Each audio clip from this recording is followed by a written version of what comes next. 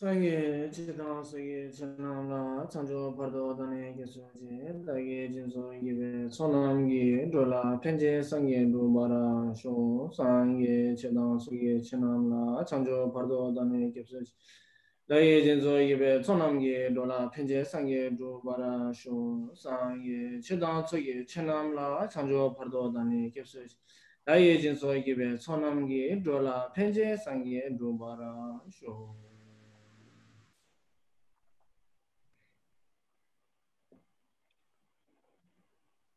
Okay, so easy, no? Donc c'est facile, non? Think simple. It's a very good advice, I think. Donc je pense que c'est Okay, un so très bon conseil I just de wanted to garder les say choses before the simples. questions, I wanted Faire to les choses- just make a comment. Et avant de commencer à The, répondre à vos the questions, name for the talk is very interesting. It je says voulais vous where parler un petit peu, faire quelques commentaires. Et le nom du I think discours, that's on a we'll have appelé to talk about that before we go into the ce questions. discours, ou Otherwise, cette everybody causerie, will on l'a say, appelé okay, Nous ne why do sommes they pas put that Shantideva. for the talk, right? So I just wanted to say that it's a Donc je very voulais catchy, juste vous dire, very catchy phrase. That's why donc c'est vraiment I'm sure un they titre chose the title. vraiment porteur et c'est pour cela But I think it's que je very l'ai important choisi. to understand and to know that obviously we're not Je pense que c'est Shantideva, vraiment right? important So de we savoir cannot push que ourselves bien too sûr, much. nous ne sommes pas Shantideva, donc on ne peut It's pas good se pousser to trop, on ne strive peut pas to trop se pousser. visualize what we Mais dans le want même temps, c'est bien d'essayer, de s'efforcer, de visualiser, de penser à ce qu'on aimerait devenir. you know, spiritually, the evolution of our spiritual kind of experience to really be fulfilled in this lifetime. So I think that's a great ambition and it's a good Donc motivation. c'est vraiment bien d'avoir eu une motivation Of vaste, course, we're not Shantideva, une but it ambition would be great vaste, if we could même be like si, bien Shantideva. sûr, nous ne sommes pas Shantideva, That's mais I ça think serait a great vraiment génial si motivation nous to pouvions start with. être comme And I just Shantideva. wanted to touch on that Donc, basis. je vous propose de Even commencer though avec cette it may seem motivation-là, impossible, d'établir cette step by motivation step pour we can commencer, achieve même si anything. c'est quelque chose qui peut nous sembler impossible, petit à petit, Step by step. alors, So pas à I just pas, wanted on to say peut that before we atteindre started in the questions. tout ce qu'on veut. Thank you. Et donc, je voulais vous dire ça avant qu'on You commence want to ask the avec les questions, questions. Gustavo? Absolutely, Tanzanat. Asala, thank you so much. So the first question that we have is, what is the best Dharma practice for busy people who don't want to waste their precious Donc, human notre première resources question, on c'est juggling work and quelle est la time meilleure pratique obligations? qu'on puisse recommander It's a good pour des question gens to qui start doivent with. jongler le dharma avec une vie So de we know famille, about avec le travail? wasting time or not, but it seems like when it's something interesting C'est for vraiment us, une très très bonne then question we're parce not qu'on parle wasting time. de When perdre it's du not temps. interesting for us, then Toujours we're on perd wasting du our time temps. somehow. Et en fait, Already that shows how we are labeling that concept. déjà nous, Again, saying, oh, for some people to wait on dit parfois is a waste que of ça time. c'est intéressant ou c'est pas intéressant. Par exemple, c'est très intéressant de voir comment on labelle les choses. Par exemple, quand on est dans une salle d'attente, on se dit qu'on perd notre temps. Mais en fait, tout dépend de ce qu'on fait de ce temps. Ça peut être une opportunité de se détendre, de lire. Donc, ça dépend de la personne. Pour certaines personnes, par exemple, regarder la télévision, c'est pas une perte de temps. Et pour d'autres, s'asseoir et prier, c'est une perte de temps. Donc, qu'est-ce qui est intéressant, qu'est-ce qui est une perte de temps, c'est très personnel. Mais la plupart d'entre nous, on passe une grande partie de notre vie à dormir. Mais il y a des gens qui peut-être ne dorment pas du tout, mais de façon générale, on dort pendant un tiers de notre vie. Et le deuxième tiers de notre vie, en général, on l'utilise pour travailler. Et puis après, la moitié du troisième tiers, on mange. On passe notre temps à acheter de la nourriture, à cuisiner, à manger. Et ce qui nous reste, c'est la moitié du dernier tiers. Et ça, c'est le temps dont nous disposons pour pratiquer. Donc, en fait, d'une façon ou d'une autre, en fonction de nos priorités, tous nous perdons notre temps. Et ça, c'est relatif. Le temps, finalement, c'est quelque chose de relatif. The same way, it can be very ironical. Irony, the irony of life, of Et l'ironie de la vie, life, but then at the same time it oxidizes. c'est par exemple que l'oxygène nous donne la vie, mais en même temps, ça la retire aussi. Il y a un aspect positif et un aspect négatif dans toute chose. Donc, il y a une dualité, mais même si ultimement, cette dualité n'est pas réelle, pour nous, elle est réelle. Donc, je pense que ça, c'est quelque chose d'important de vraiment le comprendre, que tout dépend de notre perspective, de notre attitude. Ça, c'est vraiment la clé. Donc, on utilise notre temps de façon positive ou pas, ça dépend vraiment de notre attitude, de ce qu'on pense, de ce qu'on pense et comment on utilise le temps dont on dispose. Pour revenir à la question, les gens qui sont occupés, mais en même temps qui ont une famille, qui travaillent, mais en même temps qui ne souhaitent pas perdre leur précieuse vie humaine. Et je parle de ça à la troisième personne en disant nous, parce que je m'inclus là-dedans. En fait, c'est une bénédiction d'avoir cette opportunité. Parce que la pratique, il ne s'agit pas de trouver la grotte parfaite et de s'y asseoir en méditation. La pratique, c'est vraiment dans la vie. C'est pas. Et en fait, c'est pas vraiment la destination qui est importante, mais le voyage. Donc ça, c'est vraiment la clé parce qu'il y a beaucoup de gens qui projettent la destination, le jour où j'aurai la grotte parfaite ou le jour où j'aurai suffisamment étudié ou le jour où je serai retraité, j'aurai le temps. On idéalise, on projette un concept comme ça dans le futur, mais il n'existe pas maintenant. Ce que j'aimerais, c'est qu'on arrive plus à se détendre, à se sentir bien maintenant. C'est-à-dire c'est OK maintenant parce que ce moment idéalisé n'arrivera jamais. Donc, il s'agit plutôt de se dire, OK, quel style de vie j'ai maintenant et comment est-ce que je peux être une meilleure personne au sein de mon style de vie actuel. Et ça, c'est la vraie pratique. Et la vraie pratique, c'est quand les choses sont difficiles, c'est vraiment là l'opportunité, le moment de pratiquer. Et ça peut être à n'importe quel moment. Même quand on s'ennuie, je suis ennuyé, je m'ennuie. Pourquoi est-ce qu'on s'ennuie? Qu'est-ce que mon esprit projette? Donc, je pense que même si on travaille, on peut en même temps être en train de pratiquer. Parce que la pratique, c'est une attitude qu'on a envers les gens. En général, quand on travaille, on est en contact avec plein de gens. Donc, comment est-ce qu'on entre en relation avec nos collègues et avec nous-mêmes quand on travaille? Est-ce que je suis irritée? Est-ce que je suis stressée envers moi-même? Et ça, c'est des attitudes qu'on choisit d'avoir, qui ne sont pas nécessaires.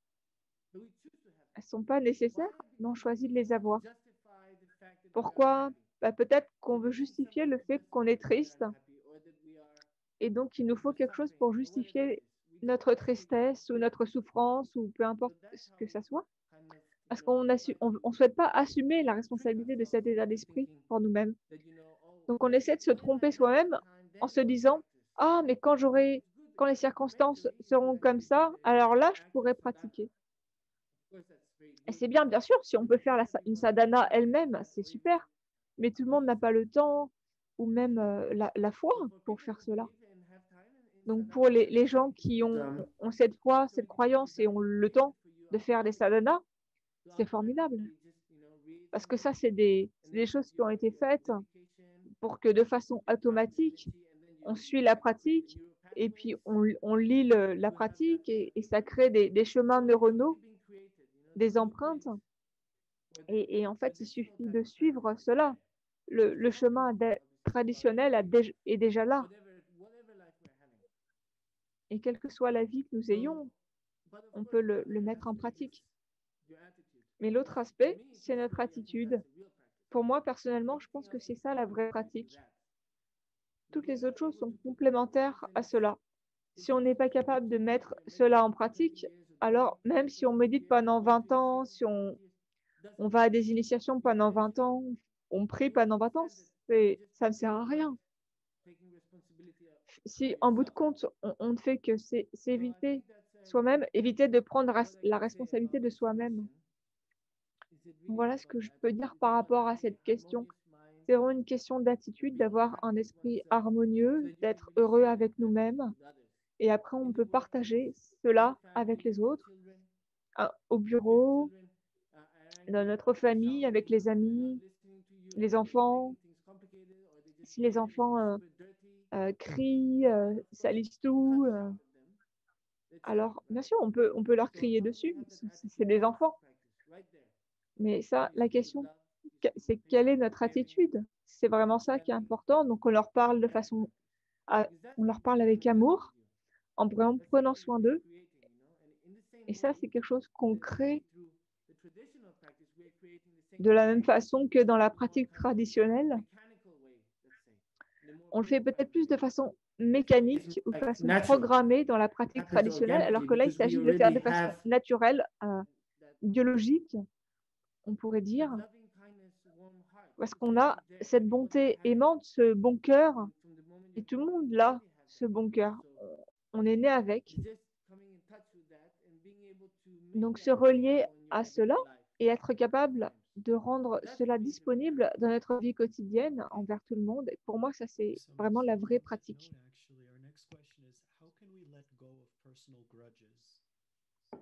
Donc, merci beaucoup. Et une autre question, c'est comment est-ce qu'on peut lâcher prise sur les rancœurs personnelles?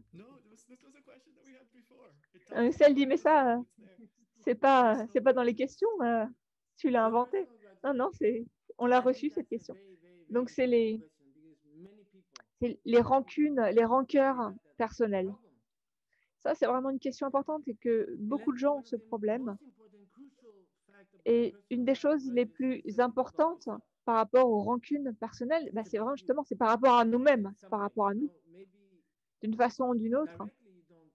Peut-être de façon directe, on ne le voit pas, on ne voit pas que c'est par rapport à nous, on pense que c'est par rapport aux autres, à l'autre personne. Mais en fait, ce que l'autre personne fait, ça se reflète sur nous. Et on ne remet pas ça en question. Et on pense que l'erreur est sur l'autre. Mais en fait, même si de notre côté, on n'a pas fait d'erreur, c'est positif d'offrir le pardon à l'autre. Parce que ce qui se passe souvent, c'est que si nous, on n'arrive pas à leur pardonner, alors ils ne peuvent pas nous pardonner. Et nous, si on n'arrive pas à pardonner, ce qui se passe, c'est qu'on porte ce poids, cette rancune envers cette personne. On le porte ou cette situation. Peu importe envers quoi notre rancune soit digérée, soit dirigée. Et en fait, c'est un poids. Et ce poids, c'est nous qui le portons. Donc, pour cela, je pense que c'est vraiment important de pardonner. Même, parce que des fois, on dit « Ah, mais j'en veux pas à cette personne. » On dit des choses comme ça, mais en fait, on a trop de fierté. Et cette fierté nous empêche de reconnaître la rancœur qu'on a envers l'autre. Et ça nous fait souffrir, en fait. Parce que si on ne pardonne pas, finalement, c'est plus à cause de notre ego qu'on ne pardonne pas. Parce que si on a le bon cœur, si on a un cœur aimant, alors le pardon ne pose aucun problème. On est joyeux de pardonner, même si on a raison et que l'autre est complètement dans le faux. On est vraiment content de lui pardonner. Pourquoi? Parce que on veut que l'autre soit heureux. On ne veut pas que l'autre s'inquiète ou pense trop à quelque chose. On veut qu'elle soit libre de cela. Donc alors, c'est très simple de pardonner. le pardon est compliqué quand l'ego s'en mêle. En fait, c'est uniquement parce qu'il y a c'est à cause de l'ego que le pardon est difficile, que la rancœur est toujours là. À moins que, bien sûr, ce qu'on souhaite, c'est vraiment que l'autre évolue de façon positive et l'aider à évoluer de façon positive. Mais souvent, c'est pas ça. On s'oublie pas soi-même. On fait pas ça pour les autres. Et donc, quand on parle de compassion, il y a aussi un aspect qui est très important, c'est d'avoir de la compassion pour soi-même.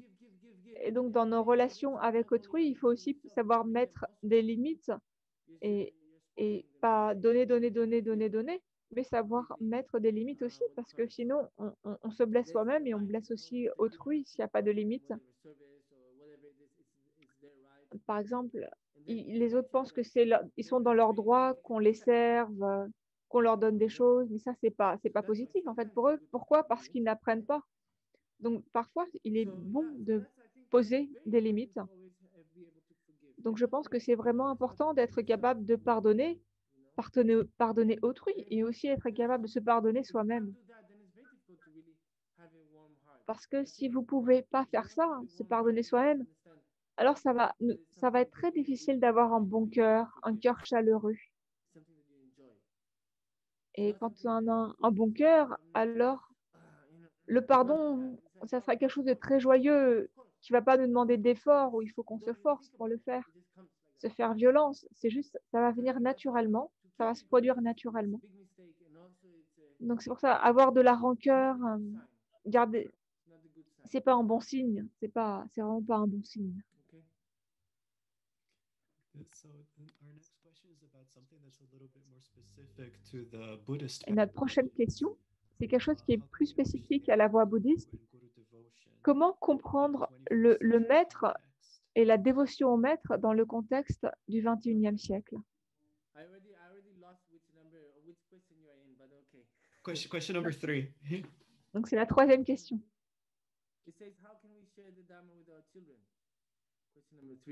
Oh no, I haven't. Donc, la question 3, KESL, c'est une autre question. Donc, ils se sont embrouillés dans les questions. Yes, of course. Okay, so this question is about what Guru devotion you said, no? Donc, ça, là, c'est une question sur la dévotion au maître. Ouais. Comment comprendre le maître, la dévotion au maître dans le contexte du XXIe siècle?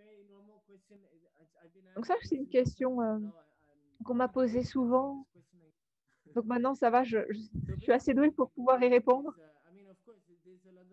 Donc en fait, le maître, souvent il y a beaucoup de confusion, mais la chose principale, tout ce qu'on fait, par exemple, on peut parler de Gustavo. Tout ce que Gustavo connaît lui vient de son propre esprit. Est-ce qu'il y a quelque chose que tu as appris qui n'a pas été enseigné par ton esprit? Bah oui, en fait, je pense la plupart des choses, par exemple, comment parler.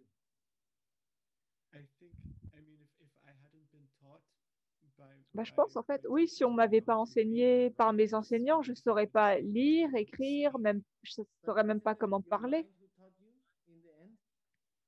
Mais est-ce que ce n'est pas ton esprit qui t'a enseigné, en bout du compte? Parce que sans esprit, tu n'aurais pas été capable d'apprendre. Donc Gustavo dit oui, ça c'est sûr. Ouais. Donc ça, c'est vraiment ce qu'il nous faut comprendre. L'enseignant est comme un facilitateur qui nous permet d'apprendre nous-mêmes. Donc qui est notre premier maître? Notre premier maître, c'est l'esprit. Enfin, ce que je veux dire, c'est nous-mêmes. Donc c'est un maître. Peut-être pas le maître, mais c'est un maître. Et ça, c'est un maître dont il nous faut vraiment avoir conscience. Parce qu'on parle de la dévotion au maître, mais quand on est avec soi-même, on n'a pas cette dévotion. Peut-être qu'on ne se respecte pas soi-même de la même façon qu'on respecte le maître ou le Bouddha extérieur. Donc ça, je pense que c'est un premier aspect sur lequel il nous faut réfléchir. Il ne s'agit pas uniquement d'avoir le respect et la dévotion pour le gourou externe, mais pour nous-mêmes, pour notre propre esprit. Parce que sinon, ça veut dire, ah, quand je suis seule, je peux faire n'importe quoi, je fais ceci, cela, ça n'a aucune importance. Mais bien sûr que c'est important. Parce que si vous voulez être un véritable pratiquant, il vous faut être conscient de vous-même. Donc, si devant les gens, on se comporte d'une certaine façon et quand on est seul, d'une autre, et bien sûr, quand on est seul, il y a certaines choses qu'on fait que quand on est seul. Par exemple, on se dispute, c'est quelque chose de personnel. Pardon, mais par exemple, c'est pas on se dispute pas, c'est quand on fait des vents, en fait, on pète, ça on fait quand on est tout seul. Mais en fait, ce que j'essaie de vous dire, c'est que le respect,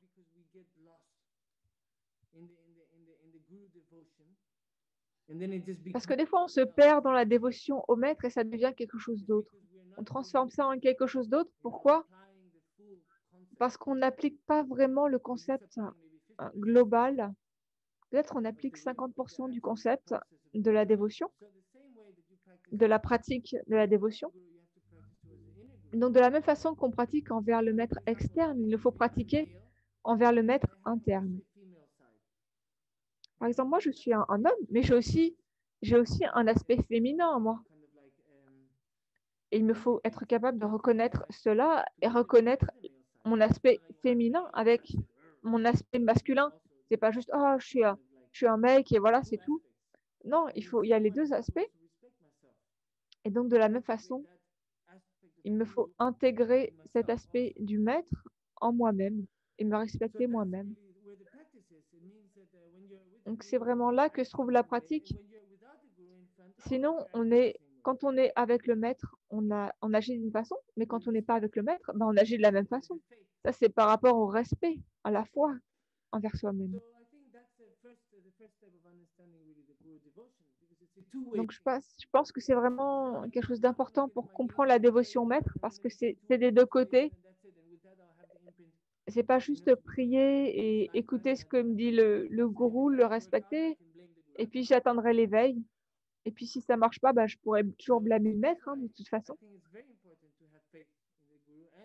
Donc je pense que c'est vraiment important d'avoir de la foi en le maître et d'avoir de la foi dans le maître.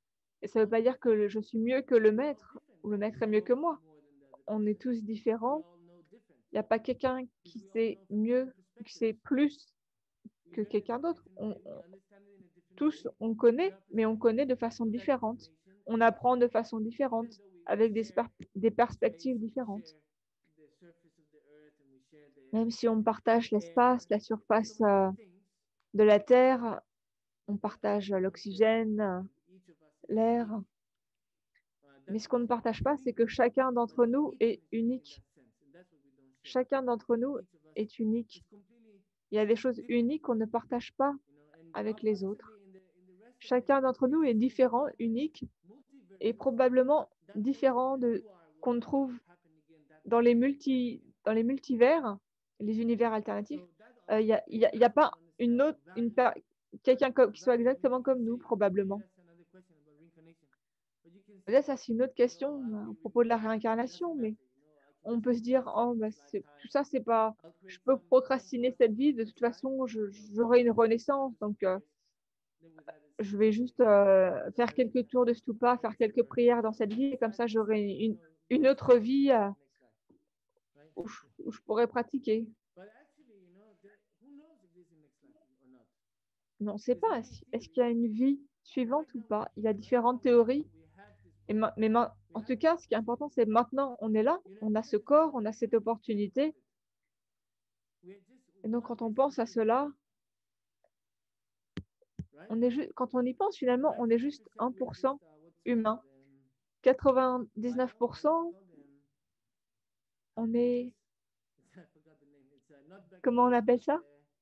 C'est pas des bactéries, c'est...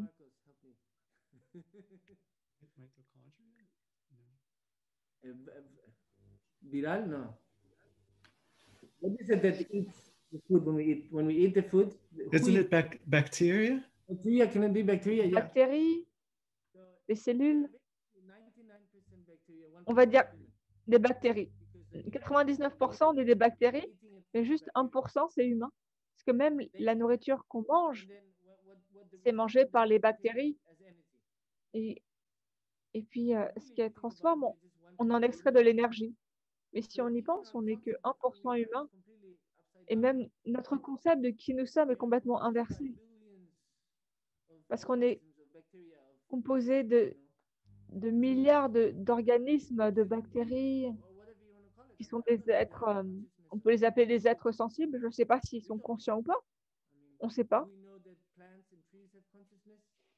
Est-ce que les plantes, les arbres ont une conscience? Peut-être. D'après les textes tibétains bouddhistes, on nous dit qu'ils n'en ont pas, qu'ils sont dépourvus de conscience.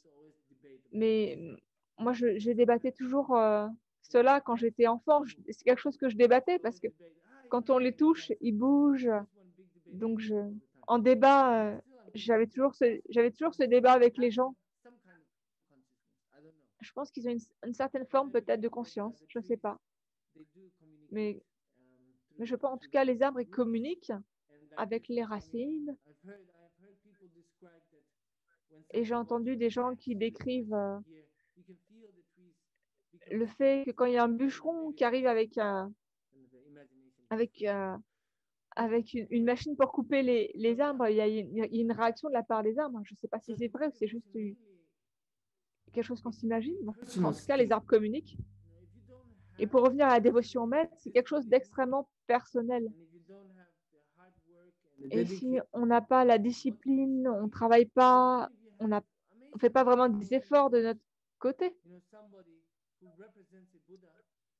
mais qu'on a une dévotion incroyable envers quelqu'un qui représente le Bouddha, bien sûr, le maître, c'est le maître, il fait ces choses qui sont incroyables, qui sont incroyablement avancées, mais il ne s'agit pas du maître, il s'agit de nous. Comment est-ce que nous, on va devenir comme le maître?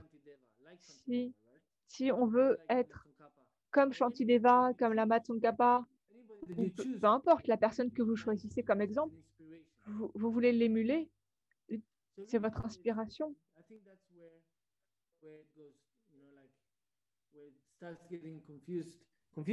Donc là, je pense que c'est là que la confusion commence. C'est quand les gens projettent, idéalisent et ont des attentes envers quelqu'un et s'attachent tellement à cela.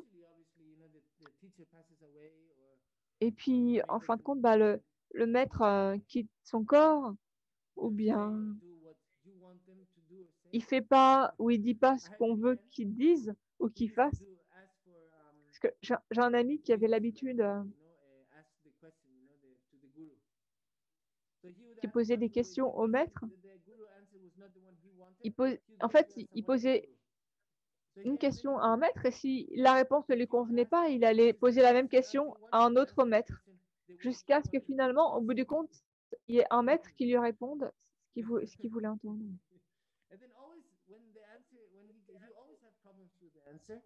Et il y avait toujours un problème avec la réponse parce que lui, il voulait bien sûr la réponse qu'il souhaitait.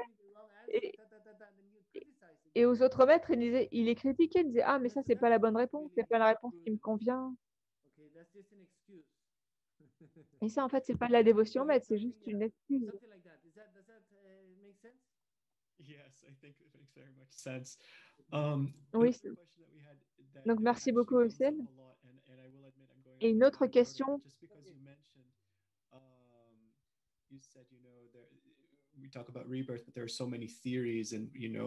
Est-ce qu'on parle de la renaissance? Il y a tellement de théories. Et une question qui est souvent posée, c'est comment est-ce qu'on peut comprendre la renaissance en Occident? Pourquoi c'est important de la comprendre? Donc dans la philosophie bouddhiste, il est mentionné que la conscience n'a ni début ni fin. Donc en fait, on est infini. Infini, c'est un mot vraiment important qui est très difficile à comprendre. Mais le concept est bien celui-là. On parle d'éons. Et comme on n'a pas de nombre, en fait, on dit infini. Ça, c'est quelque chose qu'on analyse lors des débats. Mais le concept, c'est qu'on existe depuis très, très, très longtemps, sans début, sans fin. En fait, ce que ça veut dire, c'est que c'est un temps très, très long. Mais on s'attache tellement à ce corps, aux gens, aux situations, même à notre travail. Peut-être on a construit quelque chose par notre travail pendant 20 ans et on s'attache tellement à ça. Donc, une pratique formidable, c'est de toute façon, en fin de compte, on va mourir. Tout ça, ça va disparaître. Et même les gens qui se souviennent de nous, ils vont mourir et tout va disparaître. Donc ça, c'est la réalité de l'impermanence. Et je pense qu'il faut vraiment avoir conscience de ça. Parce que si on n'a pas conscience de l'impermanence, alors on ouvre la porte pour la souffrance. Ça, c'est sûr, à 100%. Pas seulement ça, mais on va perdre beaucoup de temps à s'inquiéter de choses envers lesquelles on ne devrait pas s'inquiéter. Des inquiétudes qui n'ont pas de sens, puisque de toute façon, on ne peut pas les éviter. Ces choses envers lesquelles on s'inquiète. Donc, j'aime utiliser cet exemple de la mort, parce que la mort, c'est un tabou. C'est quelque chose de très mauvais. Beaucoup de gens n'aiment pas la mort.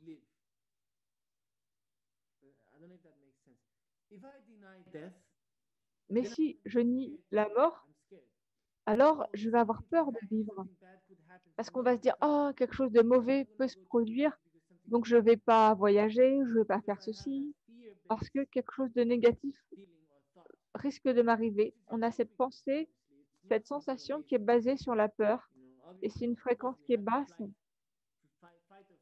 Bien sûr, on a cet instinct de, de se battre ou de fuir. Ça fait partie de nos instincts. Et quand il y a un danger vraiment important, on décide est-ce qu'on fuit ou est-ce qu'on se bat. Donc il y a la peur qui intervient à ce moment-là. Et ça, c'est un mécanisme de survie.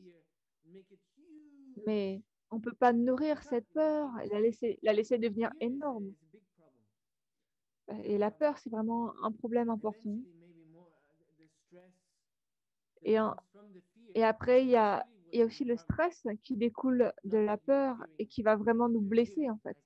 Et finalement, c'est ça qui va nous blesser. C'est pas ce qu'on craint qui va nous blesser, mais c'est le stress qu'on crée à cause de la peur. C'est l'effet. C'est le fait d'avoir cette peur, en fait, ça crée du stress et ce stress nous blesse. Donc le stress vient de la peur et ce stress n'est pas sain. Et le problème, c'est qu'on a tendance à entretenir ce stress. Peut-être ça nous fait nous sentir davantage vivants ou c'est quelque chose qu'on a généré depuis longtemps, donc on a cette habitude.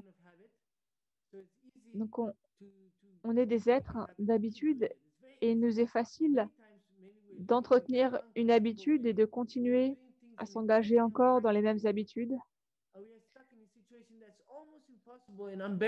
Et souvent, on s'enferme dans des situations qui sont quasiment impossibles ou insupportables, mais on continue. Pourquoi est-ce qu'on continue? Parce qu'on a cette habitude. Il n'y a pas d'autre raison. C'est juste une question d'habitude. Donc, il nous faut nous réveiller de cela. Donc, maintenant, nous sommes en 2021. C'est vraiment une formidable année pour se réveiller. Il y a un karma collectif ou une conscience collective qui nous donne des baffes, qui nous gifle et qui nous permet de nous réveiller parce que des fois, on n'a pas d'autre choix finalement que de se réveiller. Et il y a des fois, des gens ils disent « Oh, le choix est une illusion ». Mais en fait, ça, c'est une façon de ne pas prendre nos responsabilités, de ne pas assumer nos responsabilités. C'est une façon de fuir. From ourselves, we want to run away from our potential, and then many times. Je pense que ça, c'est un gros problème. C'est souvent, on s'enfuit en fait. On s'enfuit de nous-mêmes, de notre potentiel.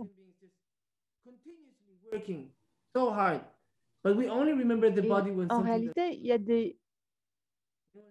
y a ces milliards de bactéries qui œuvrent pour maintenir notre corps en bonne santé. Et quand tout fonctionne bien, quand on est en bonne santé, on n'a pas conscience de cela. C'est quand quelque chose se détraque qu'on en prend conscience. C'est-à-dire, qui a conscience de son corps? Je pense que si on avait conscience de notre corps, on ne serait pas déprimé.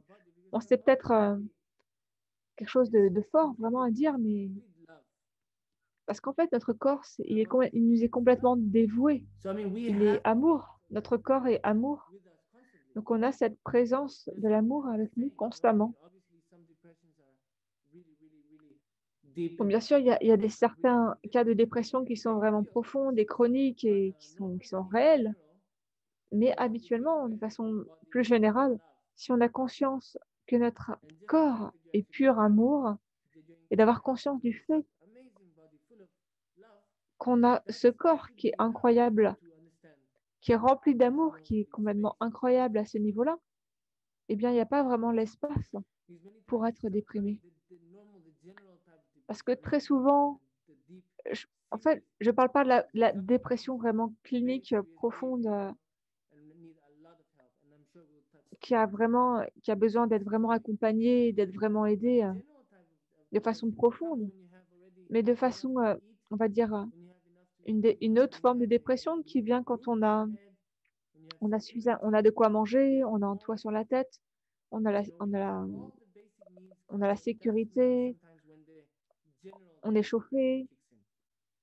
Mais souvent, il y a cette dépression un peu générale qui arrive, on se plaint de ce qu'on n'a pas, de ce qu'on aimerait avoir, de ce qu'on ne souhaite pas. Et en fait, il nous faut comprendre que l'esprit va toujours se plaindre. Mais est-ce qu'il nous faut suivre ce que l'esprit croit? Parce que si on débranche notre esprit, en fait, les problèmes disparaissent. Parce que nos problèmes sont conceptuels. Et si on ressent l'énergie qu'on a ici à l'intérieur, alors ça se produit. C'est là avec nous, c'est présent avec nous. Mais quand on mélange cela avec ces pensées compliquées, alors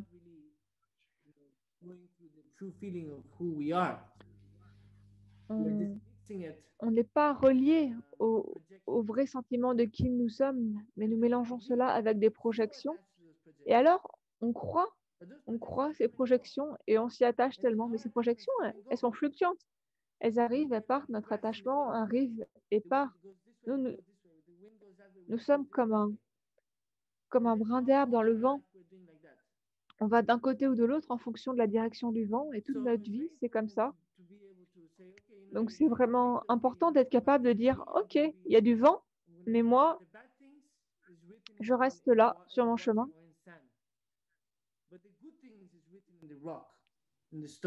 Donc, les bonnes choses, il nous faut les écrire dans la pierre, les graver dans la pierre. Et les mauvaises choses, on peut les écrire sur le sable. Mais la plupart des gens, leurs problèmes, ils les gravent dans la pierre. Et les bonnes choses, ils les écrivent dans le sable. Et ils oublient après, quand il y a quelque chose de mauvais, ils oublient les bonnes choses. Ça devient tellement important, tellement présent. Donc, je pense que c'est très important vraiment d'inverser cette attitude. Particulièrement si on habite dans une grande ville, on est très stressé parce qu'on n'a pas beaucoup de temps, il y a notre travail, notre famille, il y a toutes ces choses, toutes ces difficultés que notre esprit crée. Donc ça, je pense que c'est une bonne technique pour transformer nos difficultés. Okay. Still on the subject of rebirth, we have some questions that I'm sure you've never been asked before, and I'm sure that nobody is wondering. Toujours sur la renaissance, on a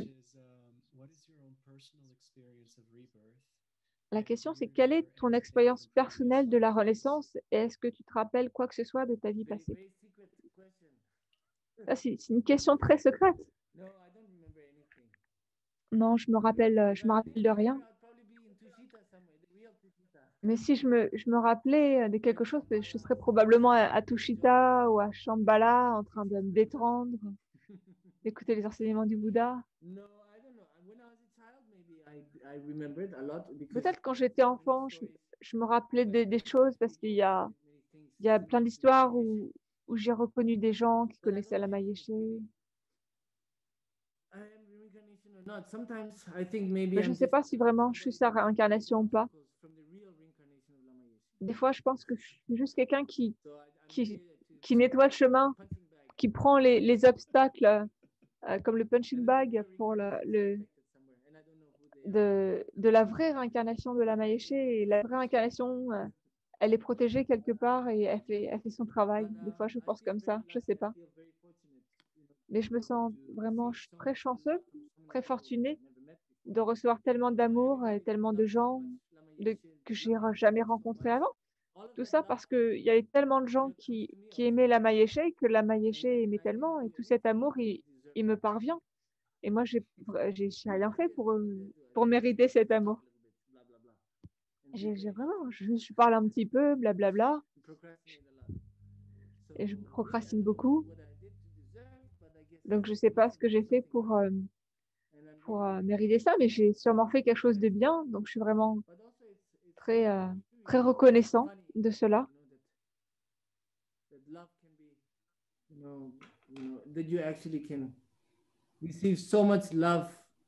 C'est drôle qu'on puisse recevoir tellement d'amour, en fait, de l'amour qui est destiné à quelqu'un d'autre, l'amour qui est pour la Maïeché. Il est destiné à la Maïeché, pas à moi. Mais je le reçois, je ne sais pas comment, pourquoi, parce qu'il y a ce concept que je suis cette personne.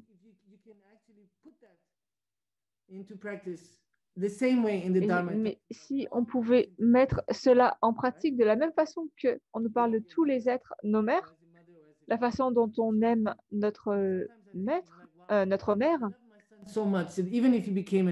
la façon d'une mère aime son enfant, même si son enfant devient un assassin, devient comme Hitler, elle va continuer à l'aimer, la maman.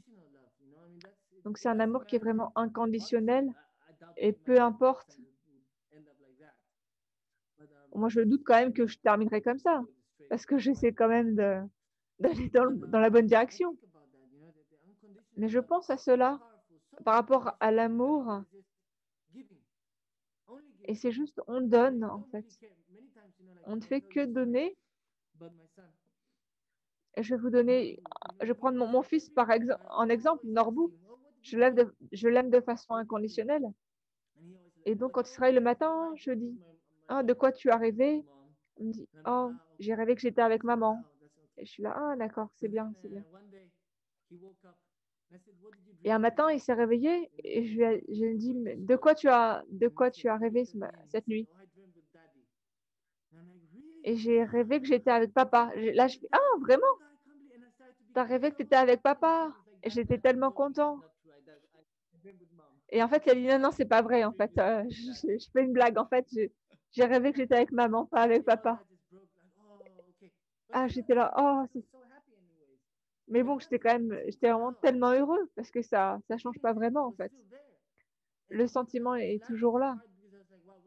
Et en plus de ça, je rigolais parce que je dis vraiment quel petit coquin, quoi, vraiment. Donc, ce que je veux dire, en fait, c'est cet amour inconditionnel qu'on a pour ses parents, pour ses enfants. Cet amour, on peut l'étendre, l'appliquer à tous les êtres. Et donc, de la même façon que les gens ont cet amour pour la Maïeché et le dirigent vers moi, je ne sais pas si s'il y a tellement de gens qui me connaissent, mais en tout cas, ils ont ce concept qui me concède. Moi j'ai ce concept que je me connais moi-même. Mais est-ce que je me connais vraiment moi-même? Parce que tant qu'on n'a pas de réalisation, qu'on comprend son essence, sa vraie nature, est-ce qu'on se connaît soi-même?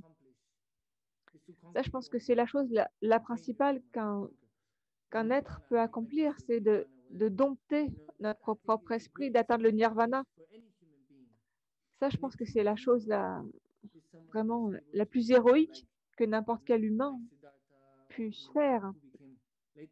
C'est faire cela, donc comme le Bouddha, atteindre la bouddhéité. Pour moi, il n'y a rien, c'est vraiment le héros, le plus grand héros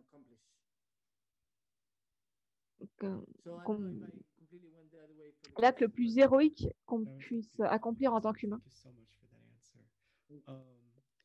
Asala, if you have a little bit more time, I'd love to ask some of the questions that are. As much time as you want. Oh, wonderful. Well, we'll take J'ai autant de temps que vous souhaitez. Il faut juste que j'aille mettre une nouvelle bûche dans le feu. Parce que là, je suis dans la montagne, il y a plein de neige, donc il faut que Absolutely.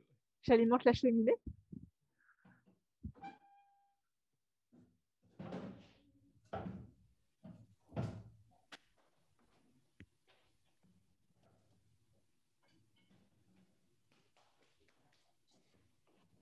Okay. So just before I turn to the live questions, of course, as you mentioned, we had already some questions in advance that we sent your way. I was just curious, were there any questions that we had sent you that I didn't get to ask you that you think you would like to? Parmi les questions qu'on t'avait envoyées, est-ce qu'il y en a certaines que je t'ai pas posées? En fait, tu m'as envoyé 25 questions. Mais est-ce qu'il y a une de ces questions que tu souhaiterais aborder? Toutes ces questions sont vraiment très, très bonnes. Donc ça dépend vraiment de toi.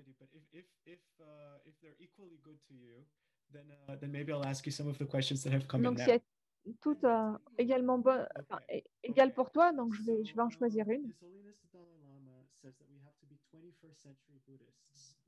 Donc Sa Sainteté le Dalai Lama nous dit qu'il nous faut être un bouddhiste du XXIe siècle. Qu'est-ce que ça veut dire? Donc, je pense que ça soit 15e siècle ou 21e siècle, en fait, ça n'a pas vraiment d'importance. C'est un label, une étiquette qu'on donne sur notre époque. Un vrai bouddhiste, c'est vraiment d'avoir un bon cœur, d'être une bonne personne, d'avoir une bonne attitude, une perspective correcte. Et ça, je pense que c'est vraiment l'aspect le plus important d'un vrai pratiquant. Qu'on soit bouddhiste, pas bouddhiste, c'est très relatif. Qu'est-ce qui nous rend bouddhiste? C'est le fait d'avoir pris refuge, de mettre un mala autour du cou, on devient bouddhiste, ou c'est juste la mode? C'est juste on suit la mode. Like that, okay? True Buddhist, I mean Buddhist, not Buddhist. I don't want to use that word because it doesn't. Je veux pas trop utiliser ce mot parce que ça change pas grand-chose. Ce qui est vraiment important, c'est d'être un bon pratiquant ou pas. Et quand je veux dire pratiquant, je ne veux pas dire d'être assis en méditation à 4 heures du matin, je suis réveillée, je fais ceci et cela. Ça, c'est quelque chose de très personnel. Et personne ne devrait savoir ou connaître cela, finalement. La vraie pratique, c'est d'aligner toujours son esprit de façon correcte. Peu importe ce qui se produit, on maintient notre esprit de façon correcte, dans l'attitude correcte, la perspective correcte. Et ça, de façon automatique, ça va nous aider à avoir un bon cœur, un cœur chaleureux. Et souvent, ce qui se passe, tous les problèmes qui se passent, c'est parce qu'on a un ego important et on ne veut pas reconnaître qu'on a un ego important. Et donc, on blâme l'autre personne, on pointe son doigt vers l'autre personne, dit « Oh, cette personne est tellement arrogante, cette personne ne me prend pas sérieusement, cette personne n'apprécie pas le travail que je fais, c'est je. »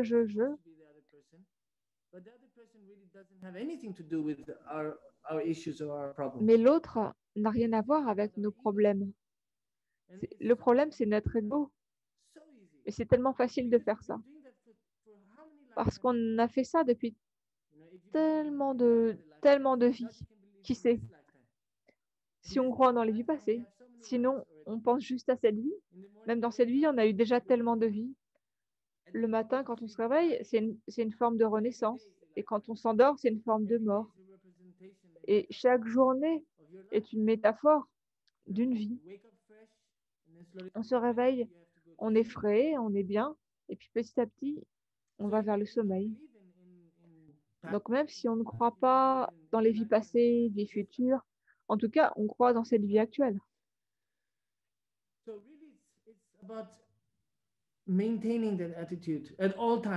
Donc il s'agit de maintenir une attitude tout le temps envers nous-mêmes, en commençant par nous-mêmes, et pas dire « Oh, j'ai de la compassion pour les êtres » ou « je médite, je pratique bodhicitta parce que je fais ceci et cela, je dis ces prières tous les jours pour tous les êtres », quelque chose comme ça. Et parce que je récite ça tous les jours, je suis une bonne personne. Et puis après, ce qui se passe, c'est on laisse notre esprit avoir toutes ces pensées toxiques envers telle et telle personne. Et quand je rencontre une autre personne, je vais critiquer encore une autre personne. Donc, toutes ces choses qui sont en opposé avec, qui sont contradictoires avec notre pratique. Donc, il faut que ça soit complémentaire, que notre pratique et notre vie soient complémentaires.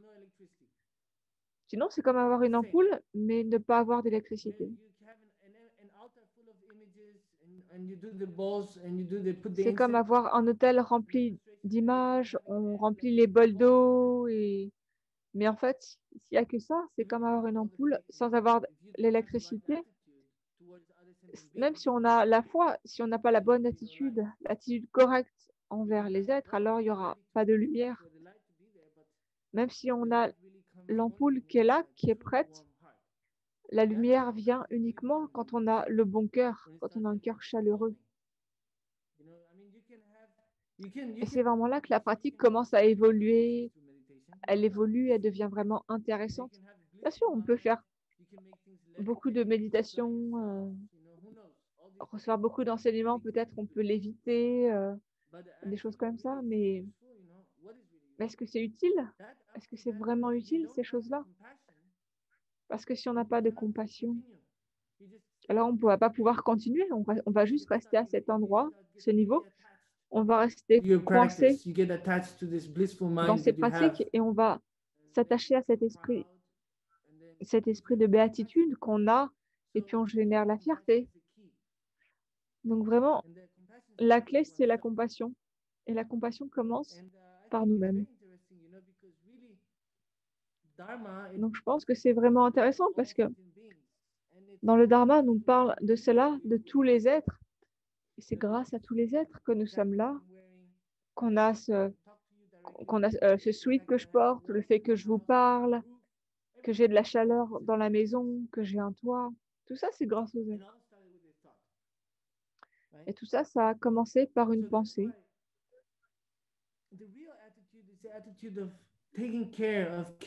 Donc, l'attitude vraiment importante, c'est d'avoir cette attitude de vouloir prendre soin des autres. Mais quand on est frustré envers soi-même, il faut avoir la compassion pour nous-mêmes. Quand on est triste envers soi-même, il faut avoir la compassion pour soi-même. Et puis ensuite, on applique cela aux autres. Mais si on fait que d'appliquer aux autres et on se traite de façon tellement négative, alors à quoi ça sert? On se stresse et puis on se blâme de tous les problèmes. On se dit, ah, moi, je suis rien, je suis personne, je suis ceci, cela, je n'arrive à rien. Mais ça sert à rien, en fait. C'est pas une vraie pratique. Donc, je pense que c'est très bien d'avoir des sadhanas, de faire des pratiques quotidiennes, les pratiques traditionnelles. Et en même temps, il faut avoir quelque chose de complémentaire.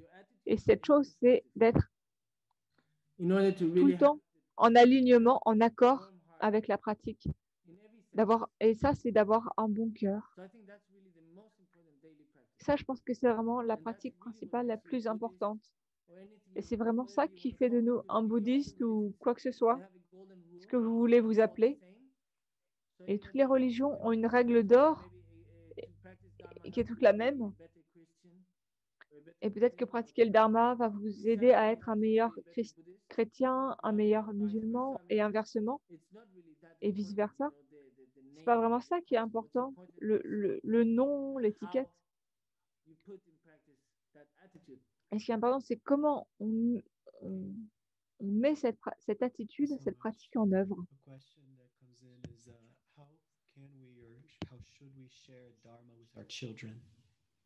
Comment partager le dharma avec nos enfants?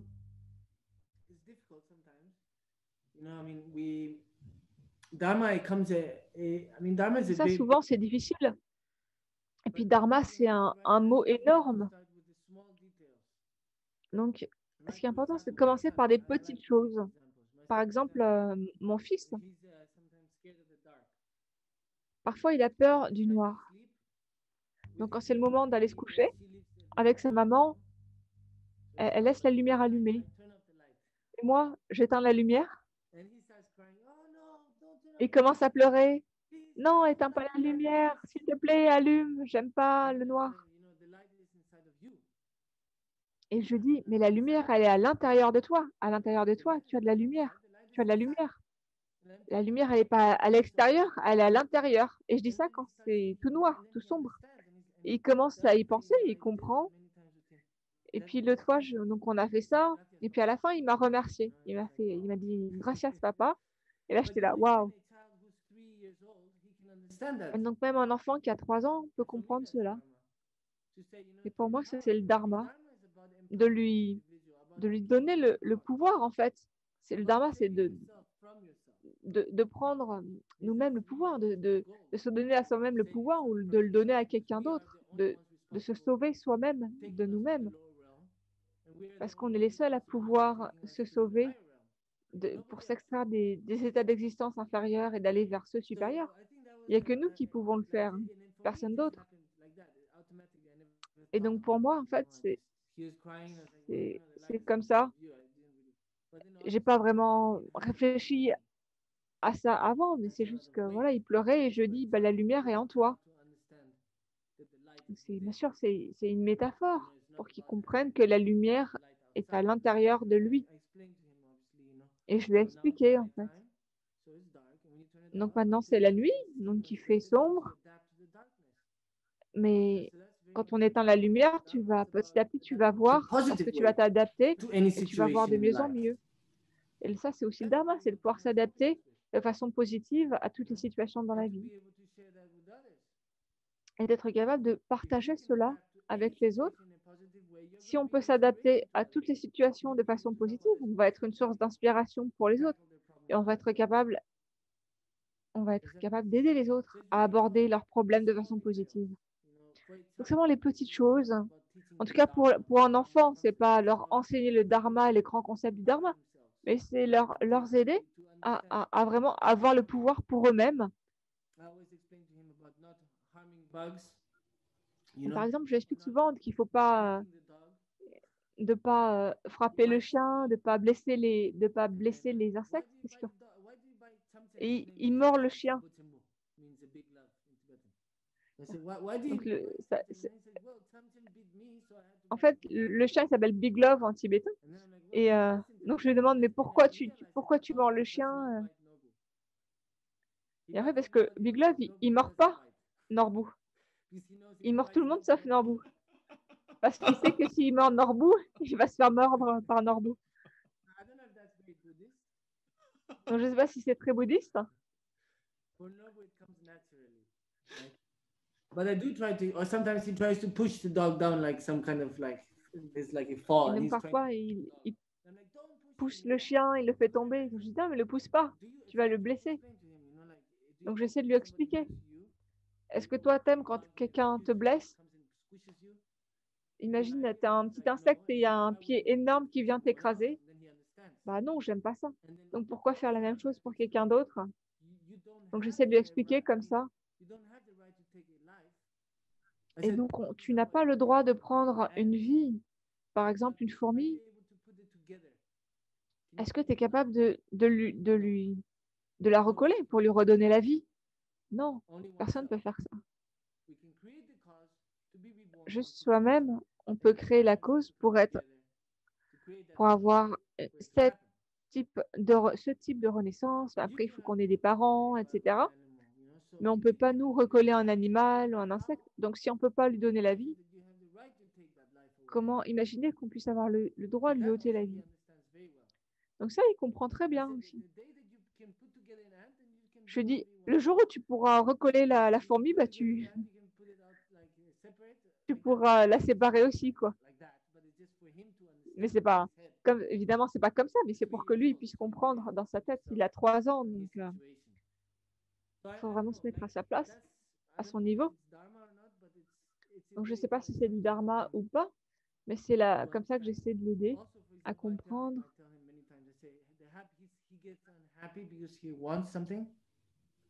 Parfois, il est triste parce qu'il veut quelque chose.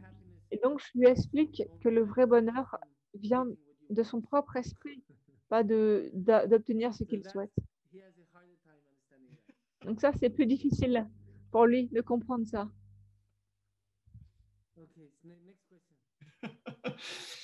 There's a very poignant question that came in. How to deal with the loss of my son? I think of letting Comment go. faire face à la perte de mon fils? On parle du lâcher prise, mais ça sonne comme si j'allais oublier, comme j'allais l'oublier, et j'ai pas envie de l'oublier. Moi, j'ai un frère qui est mort quand il avait 13 ans. On était très, très proches. Il y a beaucoup de gens autour de moi qui sont morts autour de moi. Et bien sûr, je les aime toujours. C'est pas parce qu'ils sont morts que je les aime plus, parce qu'ils existent encore en nous. Mon frère existe à travers de moi. Et en fait, le fait de dire au revoir, et en fait, le fait de lâcher prise, ça ne veut pas dire qu'on dit au revoir. En fait, on dit merci. Donc, je pense que c'est vraiment important de comprendre ça parce que on pense, ça, si je lâche, ça veut dire que je dis adieu, que je n'ai pas apprécié. En fait, non, c'est l'inverse. C'est en fait, on entretient, on cultive. On a cette idée que l'impermanence, c'est quelque chose de mauvais. Mais en fait, de lâcher, de laisser partir, c'est dire merci. Et quand mon frère est mort, toute ma famille était tellement triste. Tout le monde était tellement triste. J'ai 9 frères et sœurs et 3 demi-frères et sœurs et beaucoup, beaucoup de cousins. Donc, c'est une très grande famille.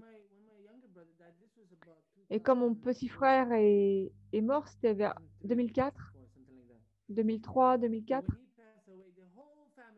Et quand il est mort, toute la famille, pendant une semaine, tout le monde, tout le temps, pleurait, pleurait, pleurait. Ils se rassemblaient, ils pleuraient, pleuraient, pleuraient. Tout le monde était vraiment triste, déprimé. Et moi aussi, bien sûr, j'étais triste. Mais pour moi, c'était pas si... Depuis que je suis enfant, en fait, j'étais bombardée par le concept de l'impermanence. Depuis que j'étais tout petit, de l'âge de Norbu, on me parlait du concept de l'impermanence. Et sa maman n'aime pas quand on parle d'impermanence, mais je pense que ça fait partie de la vie.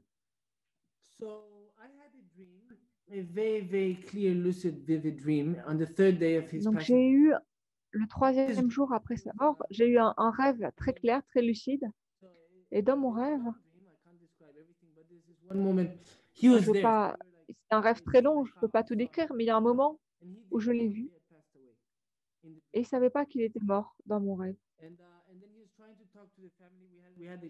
Et puis, on avait un repas familial, il essayait de communiquer avec la famille, mais personne ne pouvait le voir, donc il était vraiment triste. Et en même temps, il voyait que la famille était très triste, donc il était très inquiet. Il se sentait vraiment très coupable de cette tristesse. Donc il me disait, dans le rêve, il me disait, s'il te plaît, pourquoi est-ce que tout le monde est tellement triste? J'aime pas qu'il soit si triste. Pourquoi est-ce qu'il souffre? Et avec tous ces gens qui souffrent, moi, je peux pas partir. Je suis coincée parce que ils se sentaient responsables. Donc quand je me suis réveillée le matin, j'étais là, waouh, c'est vrai, tout le monde parle, tout le monde est tellement triste. C'est vraiment un poids qui pèse sur lui. Donc moi, je vais aller célébrer. C'est un peu radical, mais c'est ce que j'ai fait. J'ai fait la fête. J'avais 16 ans à l'époque, donc j'étais jeune. Donc ma famille n'a pas compris. Mon grand-père, il a arrêté pendant 10 ans, il m'a plus parlé après, à cause de ça. Parce que je suis rentrée de la fête à 7 heures du matin, et quand tout le monde était encore en deuil. Et ils ont continué vraiment le deuil comme ça pendant 5 jours. Et moi, après 3 jours, non, je vais être heureux et me réjouir et célébrer. Donc c'est une histoire, voilà, par rapport à mon expérience. Et en fin de compte, mon grand-père a fini par me parler, ma grand-mère aussi. J'ai essayé de leur expliquer l'impermanence. Et pour moi, c'est comme ça que je vois les choses. Au lieu de me sentir mal parce que quelqu'un part, ben j'ai de la reconnaissance qu'ils aient existé et qu'ils continuent à exister à travers moi et à travers toutes les personnes qui connaissaient. Donc, lâcher prise, c'est pas dire au revoir, c'est dire merci. So much. Another question is, how can I express myself politically without hurting Dharma ethics? Comment est-ce que je peux m'exprimer de façon politique How can I express sans myself politically, right? Like to comment express my m'exprimer de politics, façon you know, politique, mes opinions without politiques, it being a problem in sans terms que of my ça practice. devienne un problème en termes de ma pratique du dharma. En fait, le dharma et la politique, c'est deux choses I différentes. think Donc, maybe pourquoi that's est-ce que the ça answer. sera un problème? Maybe that's the answer to the person's question. Donc, peut-être que c'est ça la I think, réponse. if I may, I think a lot of the time people think that Je pense que, si je peux, c'est to que express la themselves plupart, très politically, they have souvent, to take a les strong gens pensent que, stand and they have to criticize and they have to, les gens croient you que know, pour and s'exprimer de sometimes façon people think that politique, il faut there's vraiment manifester de anger, façon you know, violente that ou comes qu'il y ait de from la a colère system derrière. happening that is very problematic. And I know people have asked me sometimes, what do Et I do souvent, if les as a gens m'ont Buddhist I'm demandé not qu'est-ce que supposed je to feel fais angry, I'm parce not que je supposed suis to bouddhiste, donc criticize. je suis pas censée critiquer ou sentir en colère. Parce qu'il faut avoir beaucoup de compassion pour tous les hommes politiques, pour tous les hommes et les femmes politiques, parce qu'en fait, il y a tellement de stress, tellement de problèmes, peu importe quel type de personne, c'est vraiment important d'avoir de la compassion. Peu importe qui est en poste, il y aura toujours des critiques de notre côté, on aura toujours des insatisfactions, parce que c'est la politique, de toute façon, c'est la nature de la politique. But we are not informed. But we are supposed to be a democracy, Parce So qu'en it's fait, basically on est supposé être dans une démocratie où le gouvernement est là grâce à nous. On leur a donné le pouvoir, mais on a l'impression kind of like just very, like we are actually the ones who are maintaining the whole system by working like donc crazy. on maintient ce système en travaillant comme des bêtes et en souffrant beaucoup. Et voilà, on n'arrive pas à satisfaire nos besoins. Donc, je pense qu'il y a beaucoup de, des choses vraiment sarcastiques dans la façon dont le système fonctionne. Pour moi, la politique, c'est quelque chose de très vague parce que c'est pas vraiment réel. Ce qu'on reçoit, les informations qu'on nous communique, mais finalement, il s'agit de nous diviser. Différents, il y a différents côtés, mais finalement, c'est quelque part, il s'agit de contrôler les masses. Mais bon, je ne veux pas vraiment. C'est facile pour moi de commencer à parler de choses comme ça, mais je ne sais pas si c'est très sage. I just see it like that. I think we really have to Moi, take je vois les choses comme ça, c'est qu'il faut vraiment reprendre le pouvoir et de ne pas être affecté par la politique, parce que d'une certaine façon, bien sûr, on est responsable, mais en critiquant, on n'accomplit rien. En fait, si vraiment on veut accomplir quelque chose, il faut sortir de notre zone de confort, parce que c'est facile de critiquer, de dire, ah, c'est de la faute de ceci, de cela, telle décision. Et ça, c'est ce qu'on a fait toute notre vie. Et si on ne fait pas attention, on continuera à faire ça toute notre vie. Mais donc, il nous faut être pragmatique et être présent ici, pas tellement ailleurs, à des endroits de toute façon qu'on ne peut pas vraiment comprendre, parce qu'on a de toute façon, on n'a pas les informations complètes, l'image complète pour pouvoir vraiment comprendre, parce que c'est tellement complexe qui se passe derrière des portes fermées, on ne sait pas vraiment. Et pas seulement ça, mais il y a beaucoup de désinformation qui circule. Donc, c'est vraiment difficile de savoir ce qui est vrai, ce qui n'est pas vrai dans la sphère politique. Je pense que le plus important, c'est d'avoir de la compassion au moins de cette façon-là, on canalise cette fréquence. Et ça, c'est quelque chose de sain qui nous aide d'avoir une attitude positive, peu importe envers qui. Au lieu de s'empoisonner soi-même en projetant des choses ou en voulant, critiquant cette personne ou cette autre personne. Juste générer c'est qui est une fréquence qui est très basse. Il vaut mieux avoir de la compassion au lieu d'avoir juste des critiques, une mauvaise estime de soi, de la colère. Tout ça, c'est des choses qu'on ne veut pas. Donc, quand on regarde la télé, c'est bien d'avoir de la compassion, mais éviter les émotions destructives. Si elles se manifestent, essayez de les analyser, les observer, de les comprendre, d'où est-ce qu'elles viennent, comment elles viennent.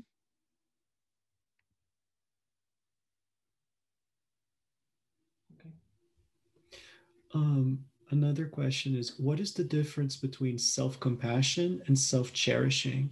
And what is the Quelle est difference la différence entre la compassion pour soi?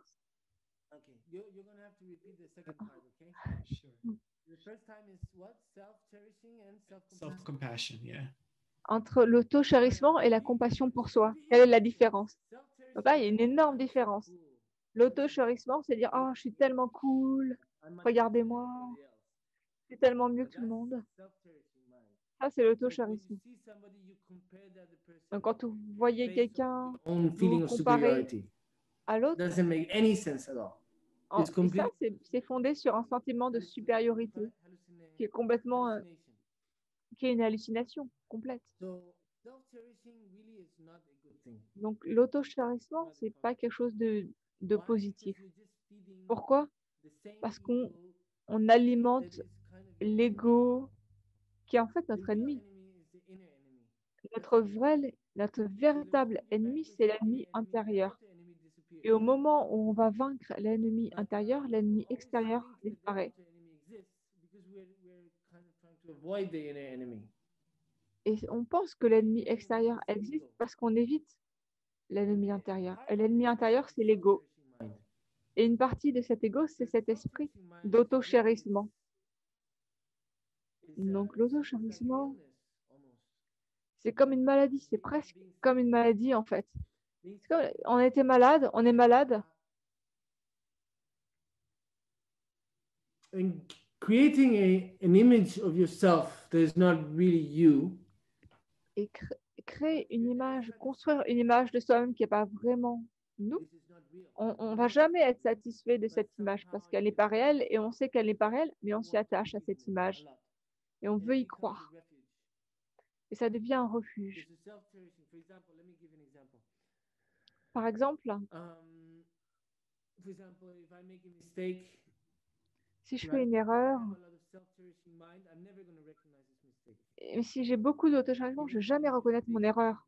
Même si je sais que c'est une grosse erreur, c'est vraiment un gros problème que je ne reconnaisse pas mon erreur, je ne vais pas être capable de la reconnaître comme une erreur à cause de mon auto-chérissement. Donc, je vais me convaincre moi-même que si je reconnais cette erreur comme étant une erreur, ça va être mauvais pour moi, mauvais pour mon image, mauvais pour ma réputation.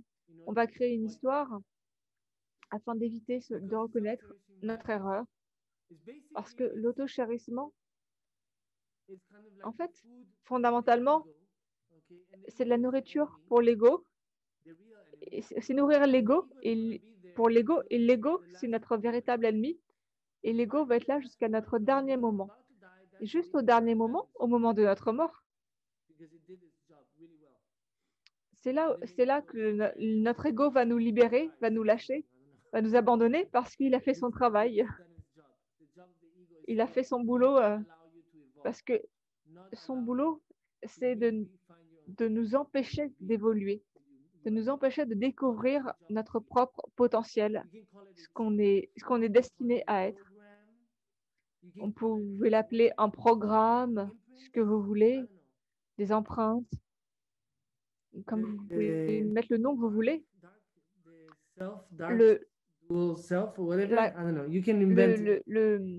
Le soi duel obscur Vous pouvez l'appeler comme vous voulez. Aspect of oneself that doesn't exist. It's a delusional C'est concept un of aspect de oneself. nous-mêmes qui n'existe pas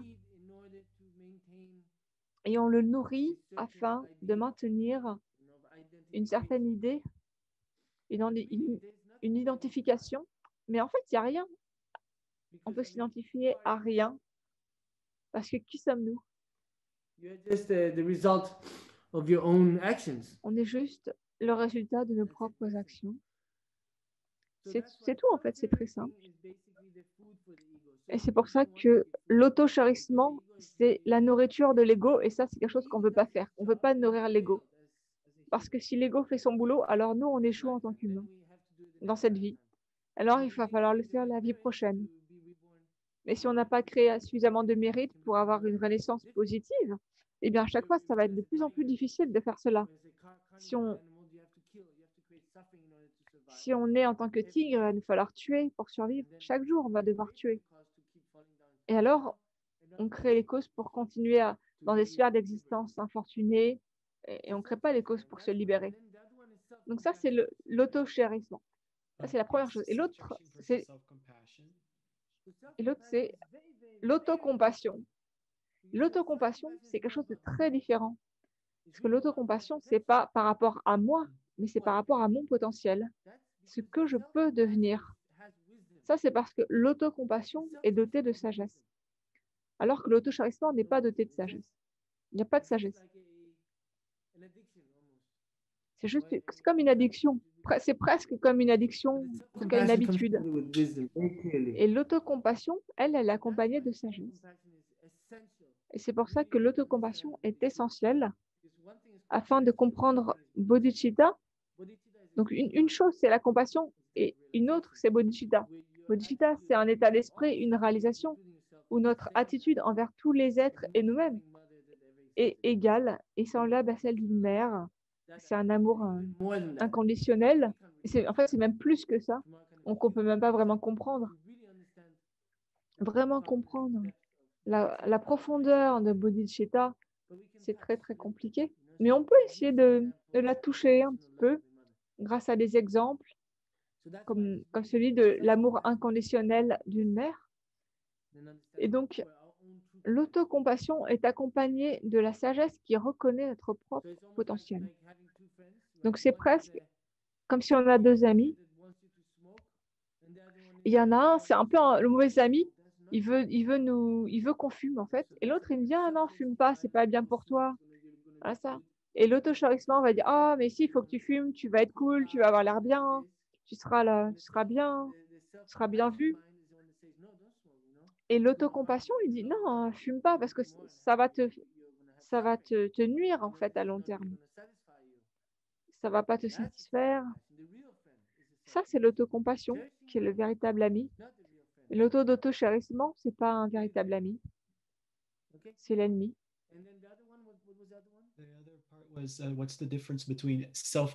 Et quelle est la différence entre l'autogratification et la réjouissance?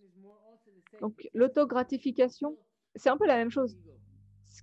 Il cherche à booster notre ego. C'est comme l'auto-chérissement. C'est « Ah, moi, je suis génial, j'ai fait ceci, cela ». Ça, c'est l'autogratification. Il ne faut pas le mélanger ou le confondre. Il ne faut pas le confondre avec la réjouissance.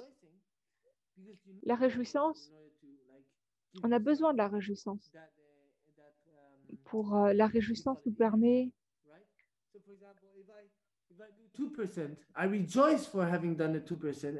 Par exemple, si j'ai fait 2%, la réjouissance va me donner de la force pour continuer, pour faire 3%. Ça, c'est la réjouissance. Je me réjouis d'avoir fait ça. Je suis tellement content d'avoir fait ça. Et je veux continuer à aider les autres, servir les autres, continuer à apprendre quoi que ce soit. La réjouissance, c'est le bonheur. C'est le bonheur envers quelque chose de bon, quelque chose qui soit vraiment bon. Quelque chose qui a une vraie valeur bonne, une vraie bonne valeur. Et on génère de la joie envers cela. Et ça va avoir un effet très puissant dans notre vie. Alors que l'autogratification, c'est juste temporaire. On veut juste se convaincre qu'on est mieux que ce que nous sommes. En fait, c'est une déviation. On évite ce sur quoi on doit travailler. Donc, c'est quelque chose qui peut être vraiment très destructeur.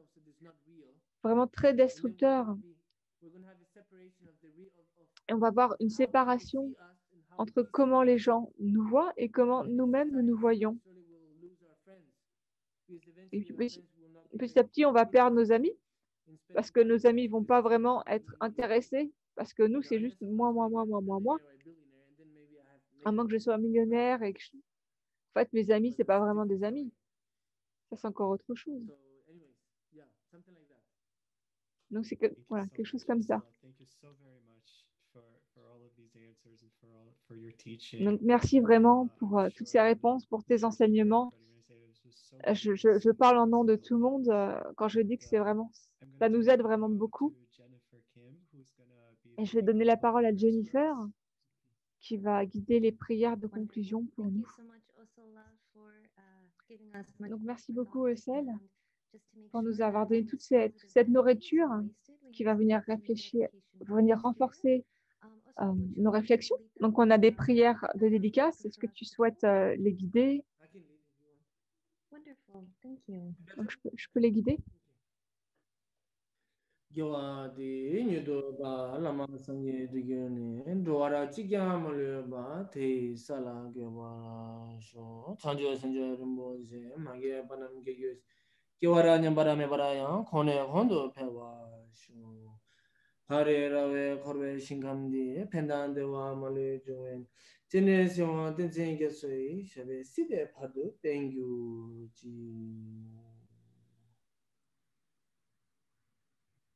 Thank you so much, everybody. Thank you, Osala. And then, in addition to the Merci tout le monde.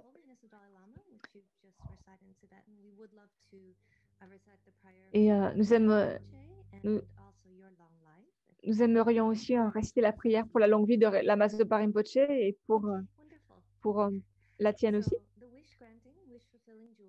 Source of every single benefit and happiness in this world, to the incomparably kind Tenzin Gyatso, I beseech, may all your holy wishes be spontaneously fulfilled. And for Lama Zopa Rinpoche, you who uphold the subduer's moral way, prière de longue vie pour Lama Zopa Rinpoche, sustaining, preserving, and spreading Manjunath's victorious doctrine, who masterfully accomplished magnificent prayers honoring the three jewels, Savior of myself and others, your disciples, please, please live long. And also your long life prayer. Et aussi ta prière de longue vie, celle-là. For those wanderers in far-off places, especially in the West, mindful of your loving concern for us in intentionally descending again into a family of a far distant land, we make this request. Lama, please, please live long.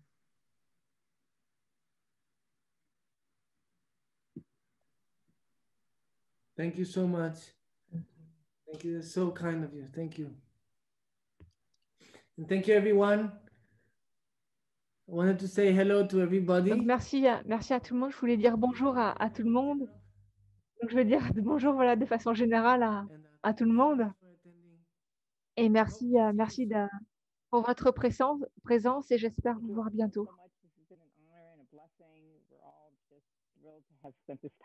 Donc, merci, c'était vraiment un honneur, une bénédiction. Merci. Et je veux aussi te souhaiter un bon anniversaire. Je sais qu'il arrive bientôt. Et à tout le monde, s'il vous plaît, jetez un coup d'œil à Global Tree Initiative, qui est le projet de CEL. Donc, il y a le lien dans la conversation, s'il y a des gens que ça intéresse. Et merci beaucoup au CEL, c'était vraiment un moment magnifique.